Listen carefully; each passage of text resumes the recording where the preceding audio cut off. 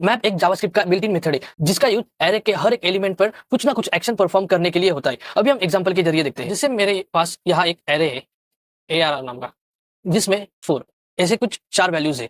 सबसे पहले हम मैप का सिंटैक्स देखेंगे। यहाँ हम एक वेरिएबल लेंगे जो है डबल नाम का।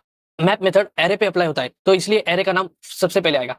जैसे मैंने यहाँ ARR लिखा, फिर डॉट मैप फंक्शन को लिखेंगे। इतना लिखने के बाद इस मेथड के अंदर एक फंक्शन आएगा और यहाँ एक आर्गुमेंट में एक वैल्यू देना पड़ेगा। यहाँ कुछ भी आप लिख सकते हैं, जैसे मैंने यहाँ वैल्यू लिखा है, और हम कर्ली ब्रैकेट से ब्लॉक को ओपन करेंगे। इसके अंदर हम रिटर्न कीवर्ड लिखेंगे। मैप फंक्शन क्या करेगा, एरे के हर एक एलिमेंट पर बारी बारी से जाएगा। सबसे पहले इंडेक्स नंबर 0 पे जाएगा, फिर 1 पर जाएगा, फिर 2 पे जाएगा, फिर 3 पे जाएगा, और एरे की सब वैल्यू एक एक करके इस वेरिएबल में स्टोर होगी। अब रिटर्न कीवर्ड लिखकर हम एरे के एलिमेंट पर क्या एक्शन परफॉर्म करना चाहते हैं वो लिखेंगे। जैसे मुझे हर एक वैल्यू को 2 से मल्टीप्लाई करना है, तो मैं क्या लिखूंगा, जो आर्ग्यूमेंट में वैल्यू लिखा है उसमें एरे की हर एक वैल्यू आएगी। तो वैल्यू और क्या एक्शन परफॉर्म करना है, जैसे मेरे को मल्टीप्लाई करना है तो मल्टीप्लाई इंटू 2, और हो गया। अभी हम कंसोल में इसे प्रिंट करेंगे, कंसोल लॉग। अब हमारा आउटपुट क्या आता है देखते हैं। अभी हम रन करेंगे।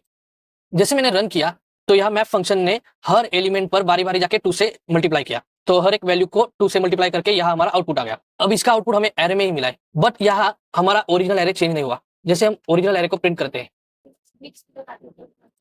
देखो अभी जो आउटपुट आया मैप फंक्शन अप्लाई करने के बाद उस पे चेंज होके आया, बट हमारा ओरिजिनल एरे वैसे के वैसा ही है। मैप मेथड के अंदर जो फंक्शन हम डिफाइन करते हैं उसमें एक आर्गुमेंट होता है जो वैल्यू, जो एरे के हर एक एलिमेंट इसमें आता है।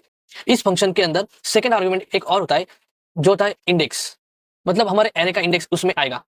तो मैं आपको प्रिंट करके दिखाता हूँ। सॉरी नॉट, सबसे पहले हम वैल्यू को प्रिंट करेंगे। वैल्यू कॉमा देख के हमारे आर्गुमेंट का नाम लिखेंगे और एक कॉमा, मतलब उस वैल्यू का इंडेक्स, कॉमा देके हम इसे इंडेक्स लिखेंगे। तो इसे सबसे पहले क्लियर करते हैं। अभी हम इसे प्रिंट करते हैं। तो देखो वैल्यू इज 1, मतलब ये 1 और उसका इंडेक्स 0। वैल्यू इज 2, ये 2 वैल्यू और उसका इंडेक्स 1। मतलब जो हमारा फंक्शन के अंदर सेकंड आर्गुमेंट होता है वो इंडेक्स के लिए होता है, और इसमें और एक आर्गुमेंट होता है जिसमें हमारा एरे आता है। ये कभी कभी लोग यूज करते हैं, ऑप्शनली होता है। तो इसे भी हम एक बार प्रिंट करके देखते हैं। सॉरी, इसे पहले क्लियर आउट करते हैं, अभी हम प्रिंट करते हैं। तो देखो हर बार हमारा एरे प्रिंट हो गया है।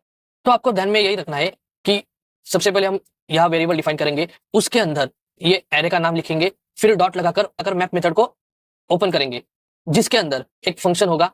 तो उसमें 3 पैरामीटर्स आएंगे, आपके यूज के अनुसार आप तीनों को यूज कर सकते, बट इसका सीक्वेंस ध्यान में रखो। यहाँ वैल्यू आएगा, यहाँ इंडेक्स आएगा और यहाँ एरे आएगा। तो आपको एरे पर जो एक्शन परफॉर्म करना है उसको रिटर्न के बाद लिखेंगे।